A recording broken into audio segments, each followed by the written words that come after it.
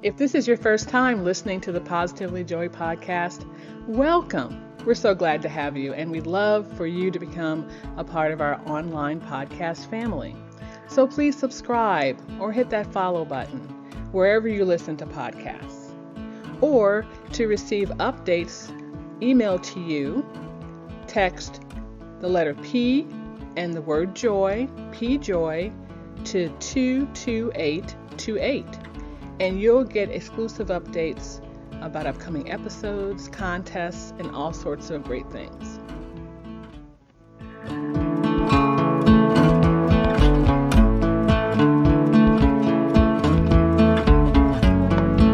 Hello, and welcome to Positively Joy, the podcast on searching for the light and joy in all seasons. I'm your host, Yvette Walker.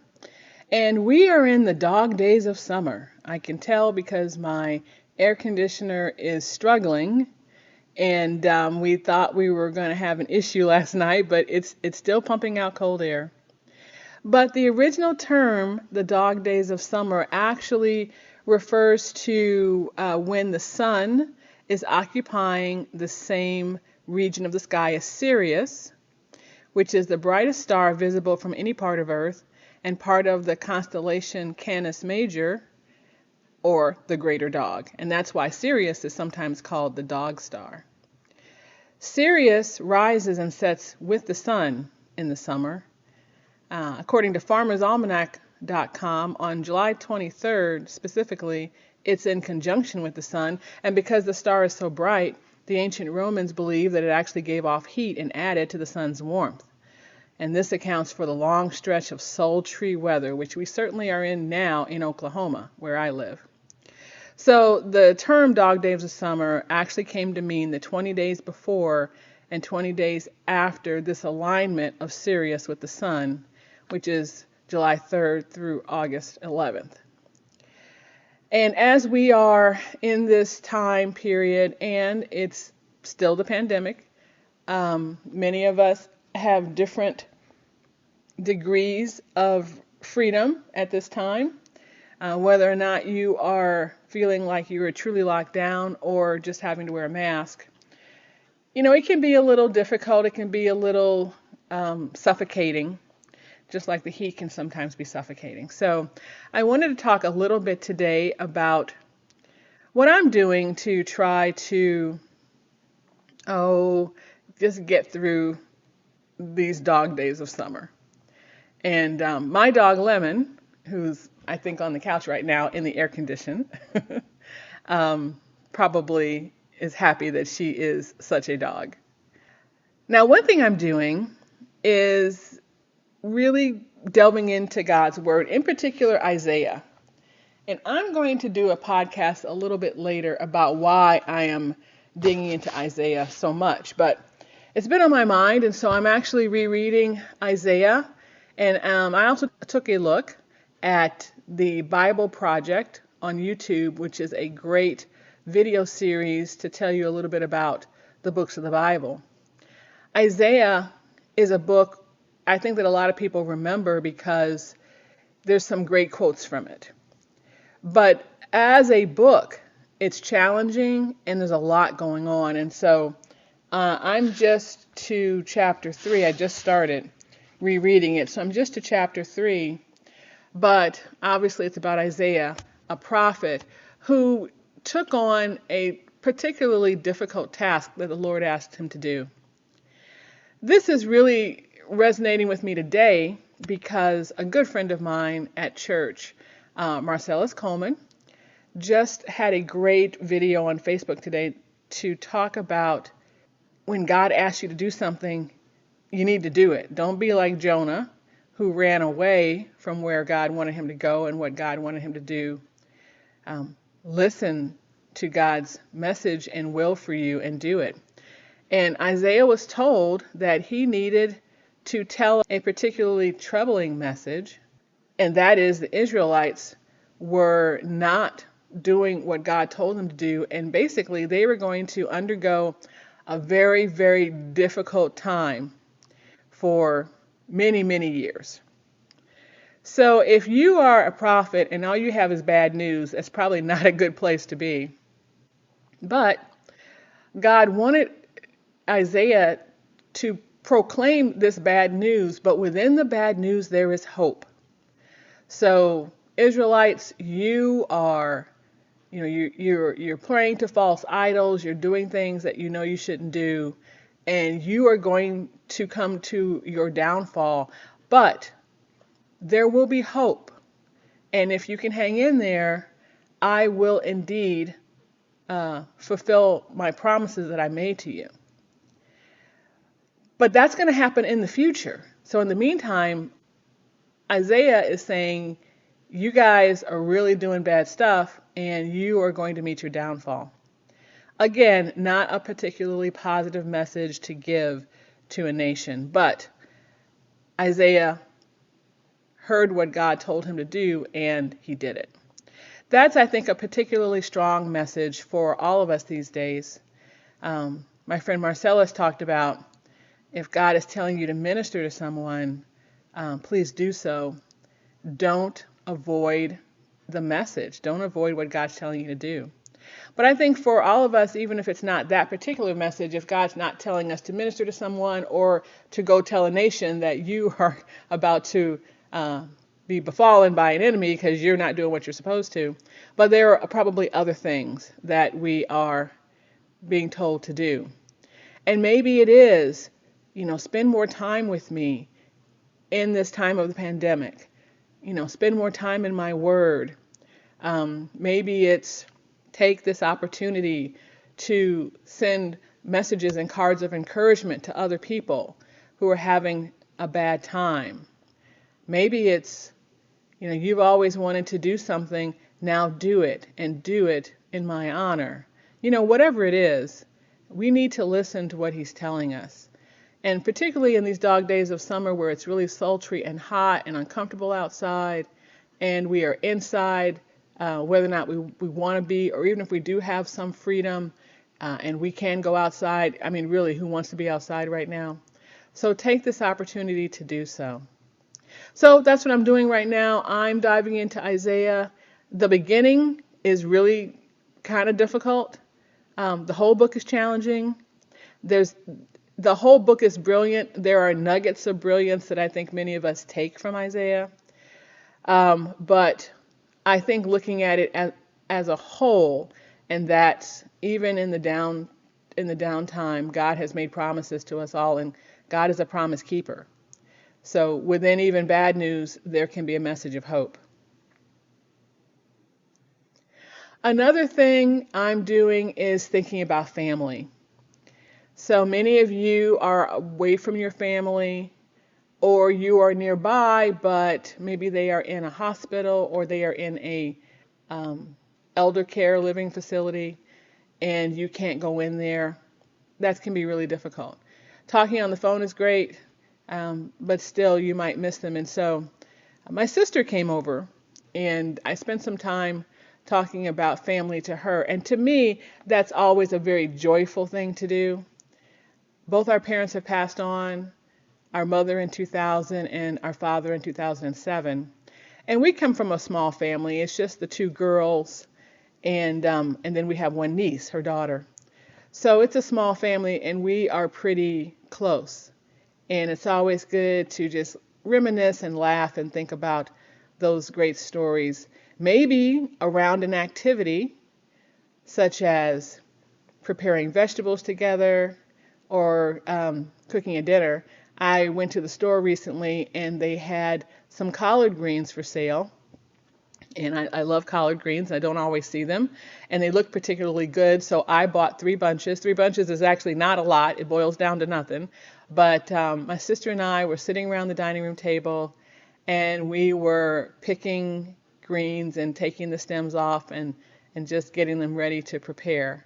And so here is a little snippet of that experience together. And then later we go on to talk about some funny family memories.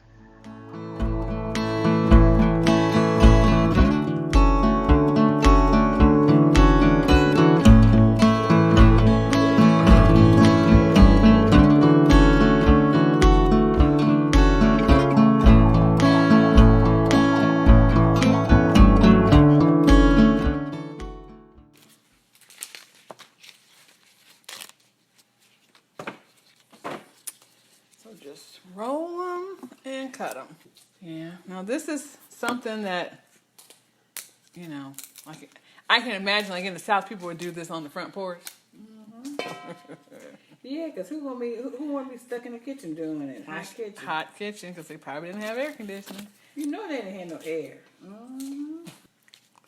I don't know that I could have been a pioneer woman. I don't have it in me. I don't know. Well, I don't know. I mean, sometimes you have to do what you have to do. Yeah, and then you wouldn't know anything else but. That's true. I mean, but knowing what we know. Look at these little ones. You don't almost even have to cut those. That's cute. The tender leaves. Yeah. When my sister and I get together, usually our conversation goes to, let's talk about mommy.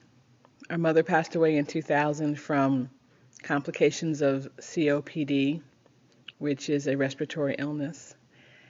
But we love to talk about those old stories, and so one recent visit, that's what we did.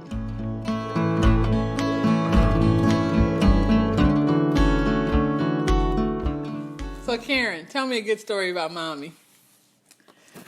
Oh, I have several, but this one's pretty good. Our mother, every time she wanted to have a really serious talk with you, she would wait until she got you in the car. And you knew when you got in the car. Trouble. First of all, there's nowhere you could go. Captive audience. So what would she do to let you know that the talk was coming? Well, with me, she would say, and by the way, just out the blue, and by the way. And the only thing I could do, I didn't even look at her. I just looked straight ahead. And, she would talk, this happened, that happened, and I just looked straight ahead and kind of nodded my head up and down like, And then sometimes I would look out the side window and, and give her one of them side stupid faces with the... So you would look away from her, out the car window. Yes, rolling my eyes. Yes. She would always get me in the car. I don't know about sister. Yeah, she got me in the car. Yes, but not that much. But well, because you were better than me. I was damage control because she used to always get me. No, she would get me too. She would get me too. Tell me about now. She would say now. I think she would say now. Now, begin with something like that. But she would say, and by the way. So I'm the second child. So by the time I came around, I won't say she didn't care as much, but you know how when the parent has the first child, everything has to be perfect. They try to do everything. By the time I came around, first of all, I was a latchkey kid. I would just go home after school and just get myself in and wait till she got home. So I don't know, when you were my age, was she doing that with you, or did she make, since you were the first child, was she treating you special or making special arrangements? Because all I know is, nope, when I was old enough, I just would get on the bus and go home. Well, when I was, and you're talking what age? Well, so by the time we moved to Essex, which was a bus ride away. How old were you? I was probably, third grade? I want to say third grade, yeah. Because fifth grade, you were about 10 years old. Fifth grade, I was 10 years old, yeah.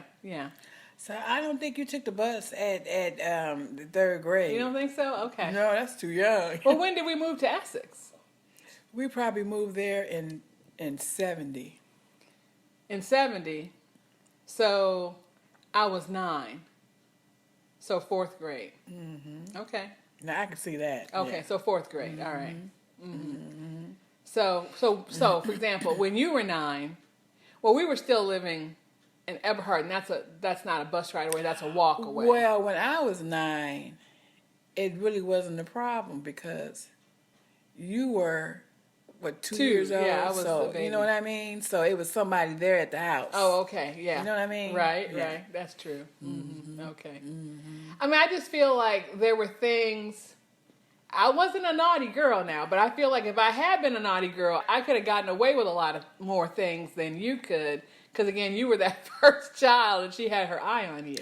Well, I disagree, because I think if you were really a naughty child, you probably wouldn't be able to get away with nothing. Really? Because I was a naughty child, so she would know just what to expect coming from you as a naughty child. So no, you would probably really be mad at me. Okay. Yeah. I guess. Yeah, you would say, "Sister, you make me sick." You know, yeah. I tried to do so and so, and Mommy said you already did it, and she knew what signs and symptoms to look for. Mommy was the disciplinarian. Yes, she was. Daddy was not, although Daddy did rarely discipline me anyway. I mean, very, very rarely. But you know, we you know what? I never got a spanking from neither one parents. I did. When I was probably about 8th grade, and I was in the bathroom, running my bath water, and and Mommy was in there, and she said something, and we did our words, and I guess I must have said the wrong word, and the next thing I was I was in the bathtub. Because, like I said, I was sitting on the edge of the tub, waiting for the water. She gave you one. Right, and she conked me, and I fell backwards into the tub. Wow, into the water. Mommy, no. That's the only time of any type of. Did she feel bad after that? No. She said, I don't know if I raised my voice or whatever, but, I think she says, how dare you? You would never get a chance to do that to me again. Right. But the thing about Mommy is, Mommy never had to hit me because she just would make you feel so guilty. It was, I don't know if it was, I mean, we went to Catholic school, so I don't know if it was that Catholic guilt, but all she would have to do is talk about, you've disappointed me. That's all she had to say. And it was like, oh, so much worse than any whooping. You've disappointed me. Well, you know what? Did she say that to you? Because I got that a lot. You've disappointed me. No, the only thing that she used to say to me was, like when we would get into arguments or anything, you and I, she would always say, "You're the oldest. You're supposed to set the example." I got so sick of hearing that all the time. You're the oldest. You're supposed to set the example. And I'm not saying I was a problem child, and I was late for school a couple times, and we lived maybe. 3 blocks from St. Dorothy's? St. Dorothy was on 77th, and we lived on 80th. Right. So about 3 blocks. And I think that second time that I was late, and I think I was only late probably about 8 minutes late. Yeah. I had to go to the principal's office, and they made me do a homework assignment where I had to draw 800 clocks with the time that I'm supposed to be at school, which was 8 o'clock. So I had to draw 800 clocks, and when I told Mommy, she looked at me with disgust, because I think I was probably about 5th or 6th grade, but her and Poppy had to wind up helping me, because I had to do it and turn it in the next day. 800 clocks. Besides. Wow. So how many clocks did they do? I can't remember, but we were all doing clocks. Yes. Okay, no, I don't remember that. No, Mommy just, Mommy and Daddy worked hard. They both worked.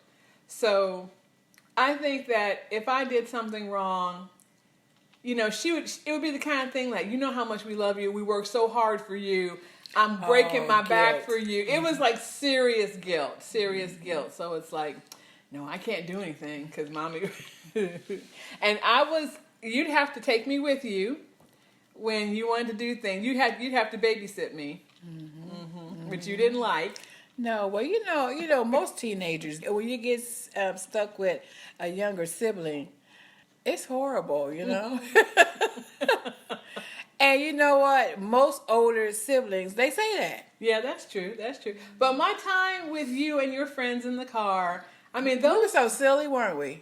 You know what? But I remember those as being good times because we would be in the car and the radio would be on. And I just really remember like those radio songs. I remember listening to the songs and you guys I wouldn't really be listening to you. You guys are talking and having fun and I'd be listening and then basically you drop me off in a store somewhere and then I'd be in the store for hours and then you come back to get me. But see, it was safe then, you can't do that No, now. I don't know. Clearly it was safe for me because I'm here. But yes, that's something that you wouldn't think of doing today. But to be honest, I don't know if it was any safer. I just think that I don't know. I just think that we talk about it more now. But I'm not a stupid child, so I don't think I would have gone off with anybody. And of course, we're talking like I'm 10, 11. I mean, I'm not like that. And then that one time I thought I was going to get away with it. It was like perfect plan. You were sneaky. Mommy and Poppy was at work, and we just happened to be out of school. And I think I was like in 8th grade. And Mama used to always say, "I respect you, and I taught you well, but." I don't want you over to any young man's house when the parent is not home. Right. So, okay. So, sister was playing, we lived in an apartment building. So, the apartment next to us, had a little girl about the same age as Yvette. So, they were on the back porch playing. So I told Yvette that, I was going next door to Nikki's house, and it was a bunch of us going. Weren't doing anything. I think we were gonna play cards. Right. And then, I think I remember this. And then evidently, Yvette's little friend had to go somewhere with the mother. Okay. And didn't take Yvette, so that left Yvette. Locked out the house. Just looking at my, twiddling my thumbs. And, I don't know why she didn't, decide to come over to Nikki's because it was right, next door. But then at the young fella's house, the doorbell rang. So he went and answered the door. And Mommy said, "Is Karen upstairs?" And he said, "Yes, Mrs. Walker." So, she didn't even say, have her come downstairs because, I heard.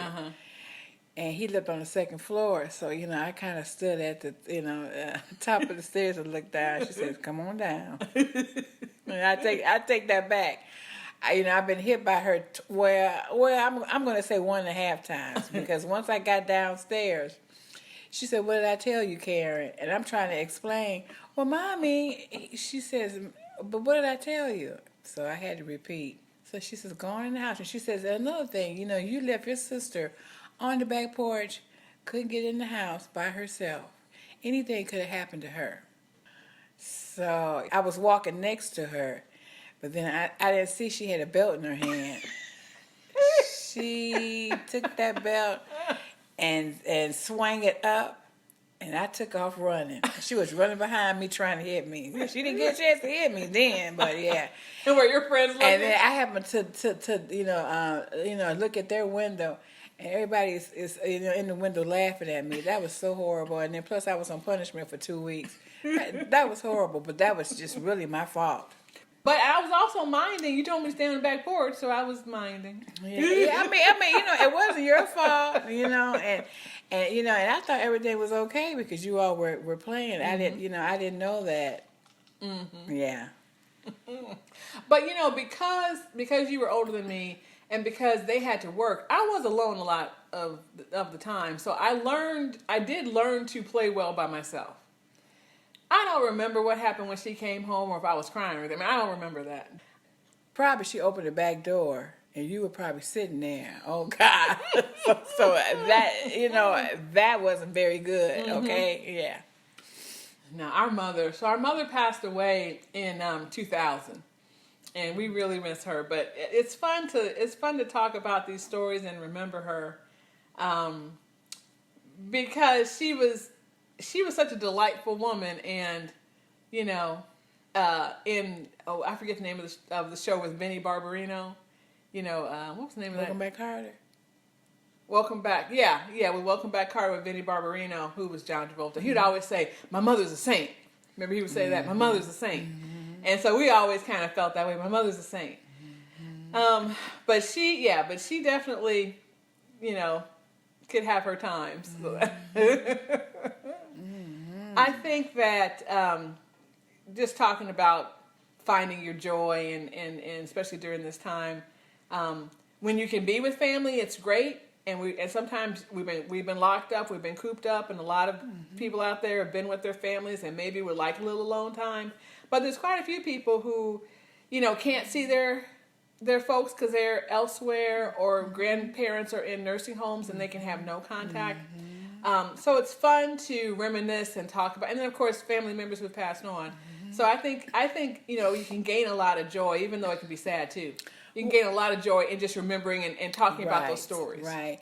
And if mommy was still alive, and God forbid if she was in a facility, I don't even know how I would even deal with not seeing her. Right. Right. The three of us were always so close. Right. So, I don't know. Well, people are creative. They like if you happen to be in an apartment with a window, people have come up to the window and they come and bring signs and and they'll try to do those kinds of things for their family members, and a lot of people are making cards and sending cards to the facilities, and so but still, and of course you can talk, but I know, yes. it's nothing, And then for someone to be in the hospital and can't have any visitors, that's a tough one. That is really, really tough. So one more story. So we loved animals. We love pets. And I will tell this one story about Poppy, about Daddy. I had a hamster who had actually had babies. We didn't know that Twinkle was pregnant, so we did have babies.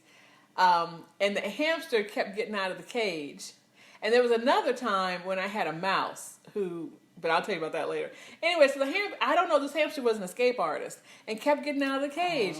And Daddy always said, if this hamster gets out one more time, that's it. So one time he was up late, walking down the hallway, and saw the hamster walking down the hallway with and he was scared to pick the hamster up. So Yvette was asleep. So he came into my room and woke me up, and and our father, yes, had a terrible potty mouth. Yes, he did. And he rant and raved about me getting up, picking up. Yes. Yes. And then in high school, we had a classroom mouse, right? But then somebody had to take the mouse home, or either it was over vacation or maybe just for good. I don't remember that. Oh yeah. So had a little white mouse and had it in a little cage, like a hamster cage, but with the wheel and everything. Oh, I had it that. hidden, and I had it hidden in my room.